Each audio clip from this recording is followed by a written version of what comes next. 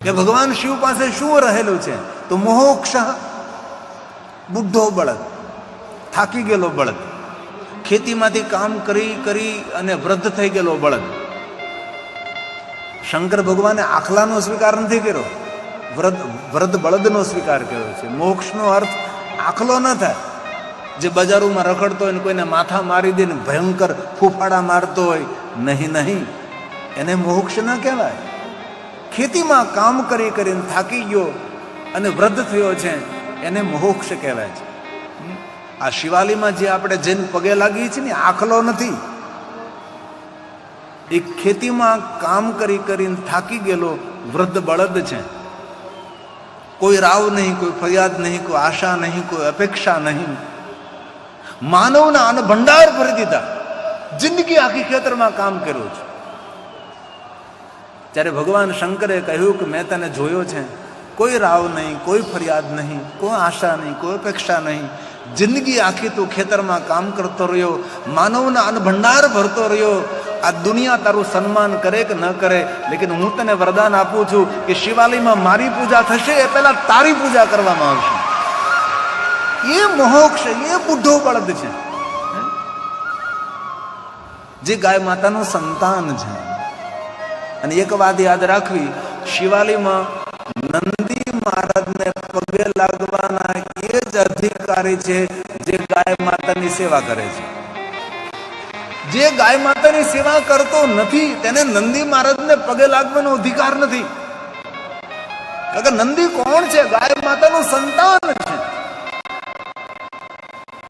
હવે તો યુગ બદલી ગયો. એક યુગ એવો હતો કે જેના આંગણે ગાય ન હોય એના ઘરનું કોઈ પાણી નહીં પીતા. એ સમય એક યુગ એવો હતો.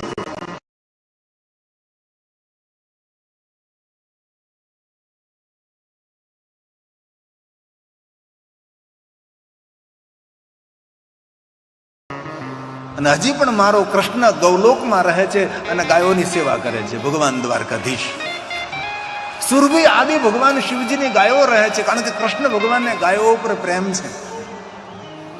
અને દ્વારકાધીશ કૃષ્ણજીએ કહ્યું, મને જેટલો ગાયો ઉપર પ્રેમ છે ને આટલો જ પ્રેમ મને ગોવાળો ઉપર પણ છે, જે ગાયોની સેવા કરે છે.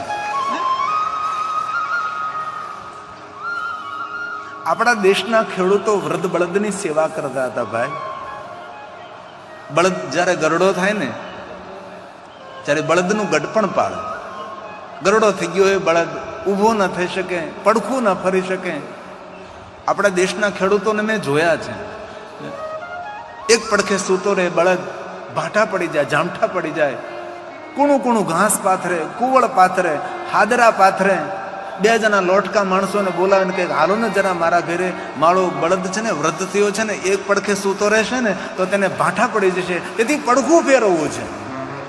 આ બળદને પડખા ફેરવે, જેથી કરીને એક પડખે સૂતો રહે તો બળદને ભાઠા પડી જાય. ખેડૂત સવારમાં ઊભો થાય તો દાંતણ પાણી પછી કરે. પહેલા બળદ, જે વૃદ્ધ બળદ છે તેને મળવા જાય, પછી મોઢું ધોવે. ઉઠીને પેલો વૃદ્ધ બળદ પાસે જાય, પીઠ ઉપર હાથ ફેરવે, માથા પર હાથ ફેરવે, આંખ ઉપર હાથ મૂકે. બોર જેવડા આહુડા બળદની આંખમાંથી પડી જાય. અને ખેડૂત કહેતો તે જિંદગી આખી મારા ખેતરમાં કામ કર્યું છે, તે કોઈ દી રાવ નથી કરી, ફરિયાદ નથી કરી, તારું ગટપણ આવ્યું છે, પણ શું કરીએ? પીઠ ઉપર હાથ ફેરવે, થોડી વાર બેસે, આંખ ઉપર માથા પર હાથ મૂકે, બળદની આંખોમાંથી આંસુ પડતા હોય છે. આ દેશનો ખેડૂત જ્યારે વૃદ્ધ બળદની સેવા કરતો હતો ને, ત્યારે 7-7 વર્ષના દુકાળ પડતા હતા ને તો પણ ખેડૂતના ઘરમાં અન્ન ખાલી નહીં થતા હતા, અન્ન અખૂટ રહેતા હતા. એ આ દેશની પરંપરા છે, આ દેશની શોભા એ છે, આ દેશની ગરિમા છે. હવે તો શું કરીએ? વૃદ્ધ બળદની સેવા કરવાની ક્યાં વાત કરો, વૃદ્ધ બાપની સેવા કરવી માણસોને ગમતી નથી.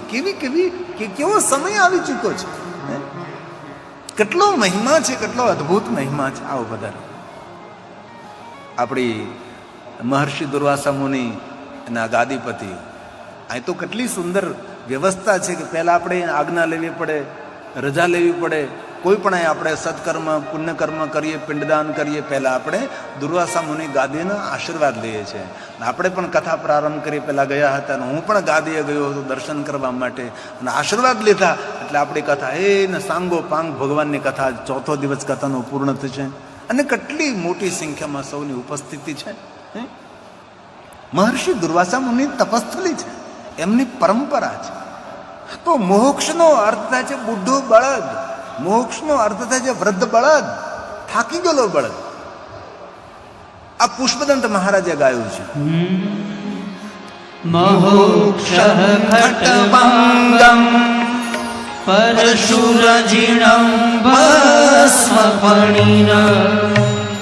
કપાલમ ચેતીય તવ વરદ તંત્રોપકરણમ.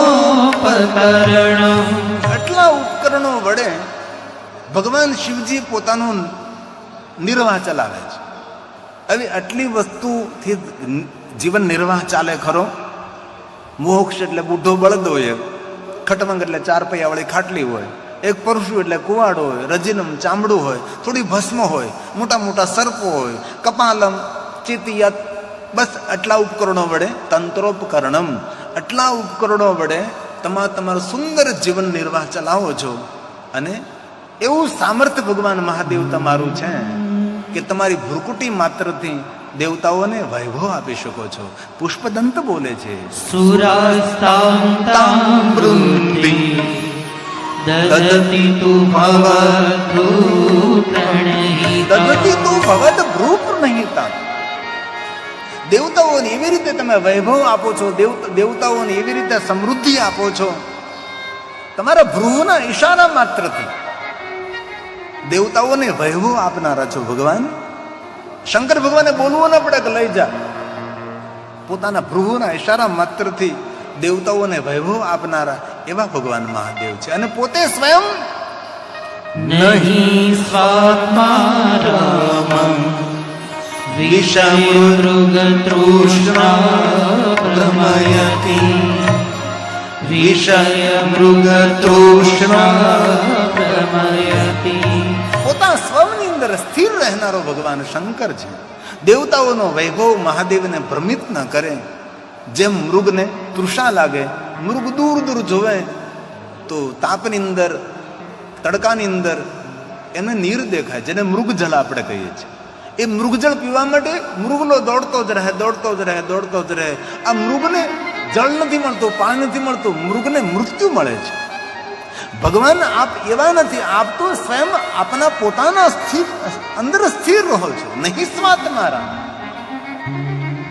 દેવતાઓનો વૈભવ, દેવતાઓના સુખ, દેવતાઓના ભોગવિલાસ ભગવાન તમને ભ્રમિત ન કરે.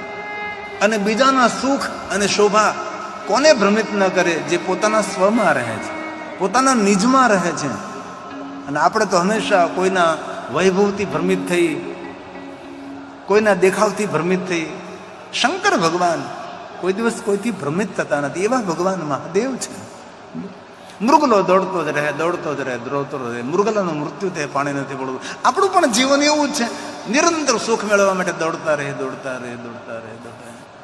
મેડક વૃત્તિ, મનુષ્યની વૃત્તિ કરવી તો કે મેડક, મેડક એટલે ડેડકો. આપણી સૌની વૃત્તિ કેવી તો કે ડેડકા જેવી. ડેડકાનો સ્વભાવ છે કે સર્પ એ પાછળથી ડેડકાને પકડી રાખ્યો હોય તો આગળથી કાંઈ કીડી મોકળો નીકળે, ડેડકો ખાવાનો છોડતો નથી.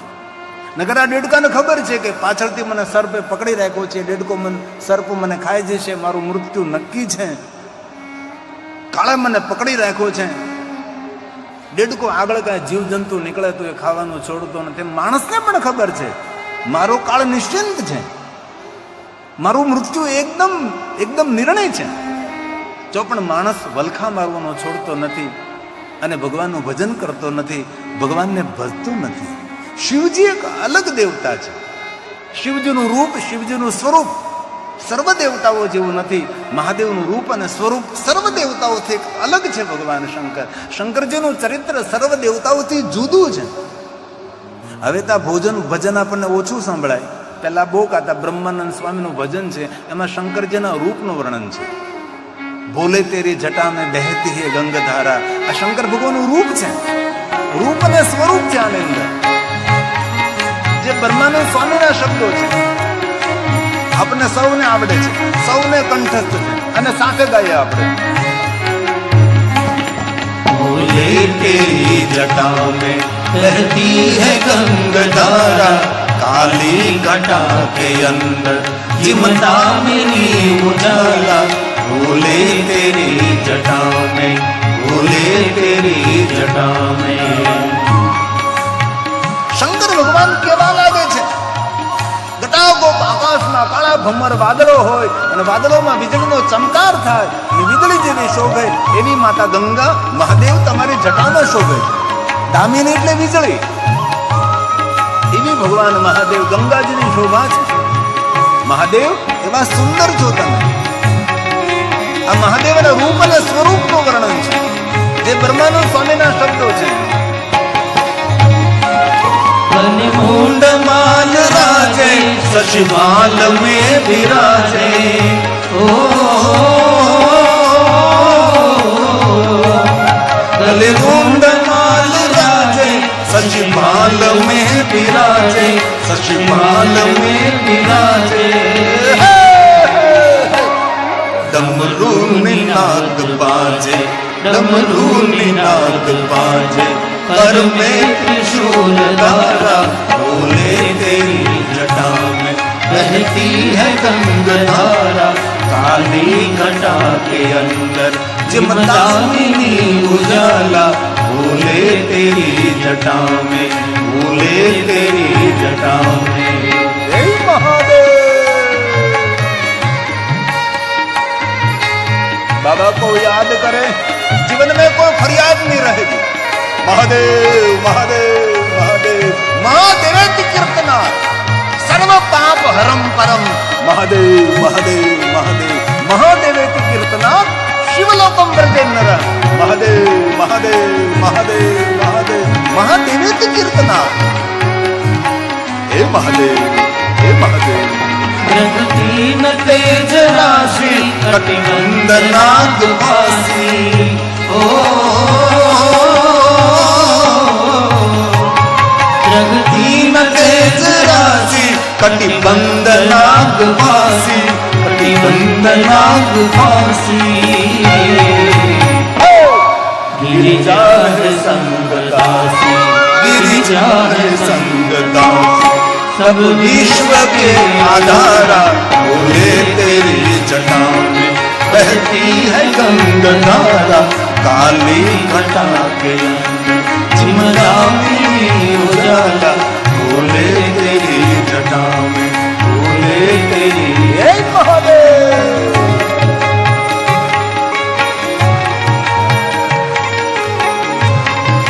મારા મહાદેવનું રૂપ, મારા મહાદેવનું સ્વરૂપ सबसे निराला, सबसे अलग, सबसे जुदा. हे महादेव, हे महादेव, हे महादेव, हे महादेव.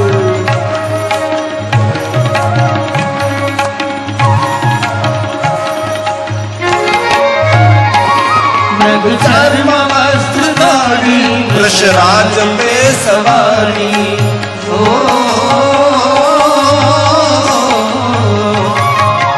चर्म वस्त्रधारी, वृषराज पे सवारी, वृषराज पे सवारी. भक्तन के दुख हारी, भक्तन के दुख हारी. कैलाश में विहारा. बोले तेरी जटा में बहती है गंगधारा, काली घटा के अंदर चिमटामिनी उजाला. बोले तेरी जटा में, बोले तेरी जटा में. हे महादेव, हे महादेव, हे महादेव, हे महादेव.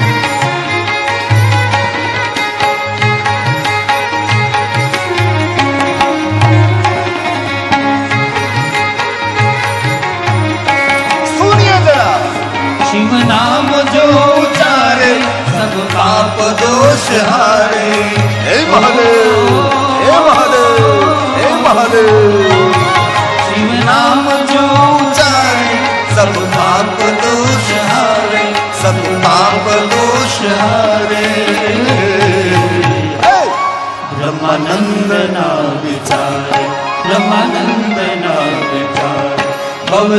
सिंधु पार तारा बोले तेरी जटा में बहती है गंगा धारा काली घटा के अंदर जमुना में